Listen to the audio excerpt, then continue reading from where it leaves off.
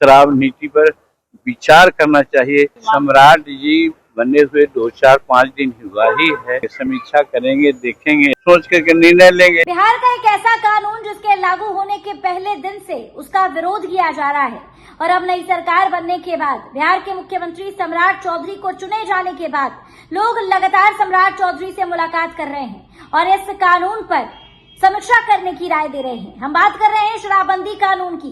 क्या शराबबंदी कानून को लेकर कभी भी किसी भी वक्त बड़ा फैसला आ सकता है? नमस्कार, आप देख रहे हैं देशवाणी न्यूज और मैं हूं आपके साथ अंजलि तिवारी। देखिए, लगातार सम्राट चौधरी से लोग मुलाकात कर रहे हैं और इस बीच मुलाकात में लगातार शराबबंदी कानून पर समीक्षा करने की राय सम्राट चौधरी को दी जा रही है।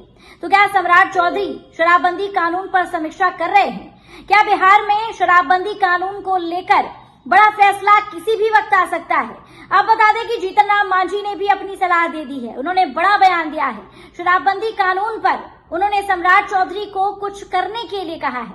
वो क्या कुछ कहते हुए नजर आ रहे हैं, आप उनकी बातों को सुन लीजिए।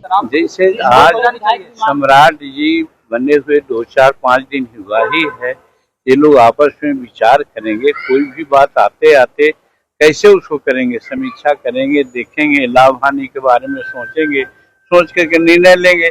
जहाँ तक हमारी बात है, हमारा जो स्टैंड शुरू से है वही स्टैंड आज भी है कि शराबबंदी कोई खराब नहीं है, नीति ठीक है, लेकिन क्रियान्वयन में गड़बड़ी है, जिसके चलते गरीब तबके के लोग को एक तरफ कानूनी कार्रवाई में उनको घाटा हो रहा है और दूसरी तरफ शराबबंदी होने के चलते जल्दीबाजी में जो शराब बनाते हैं उसमें उन लोगों ने यूरिया पे क्या क्या देख करके बना देते हैं 2 घंटा में, जो कि इंजूरियस होता है।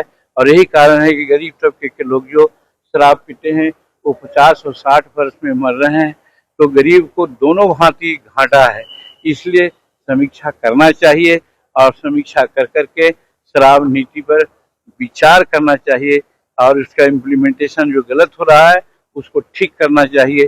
तब शराबबंदी बहुत ठीक होगा और उससे राज्य को, वित्तीय को उसमें फायदा होगा। सर, बंगाल में सर टीएमसी उम्मीदवार है सर, उनके घर पे आयकर विभाग का छापा पड़ा है सर। अब ये तो ईडी का आयकर का मामला है, इसमें हम लोग क्या कर सकते हैं। जब यहाँ बिहार में भी तो पड़ा है, इंस्पेक्टर हैं, डीएसपी हैं, इंस्पेक्टर हैं, वहाँ पड़ रहा है। ये तो उनका काम है कि जो गलत कमाई कर करके पैसा रखा हुआ है और आयकर वालों को जहाँ सबूत मिल जाती है तो लोग छापा मारते हैं, चाहे बंगाल हो, चाहे केरल हो, चाहे असम हो, चाहे बिहार हो। इसमें कोई मुद्दा तो है नहीं। तेजस्वी यादव कह रहे हैं सर कि सरकारी तंत्रों का दुरुपयोग कर कैसे चुनावी प्रक्रिया को अधिक प्रभावित करना। वो तो अलूल जुलूल बात करते ही रहेंगे, तो यही नहीं करेंगे तो फिर आखिर उनकी राजनीति कैसे चलेगी। देखिए, बिहार में शराबबंदी कानून की वजह से बिहार सरकार को काफी ज्यादा नुकसान का सामना करना पड़ रहा है। जो पैसे बिहार में होने चाहिए वो नेपाल, बंगाल की तरफ डाइवर्ट हो चुके हैं और ये सिर्फ और सिर्फ एक कानून की वजह से है, वो है शराबबंदी कानून।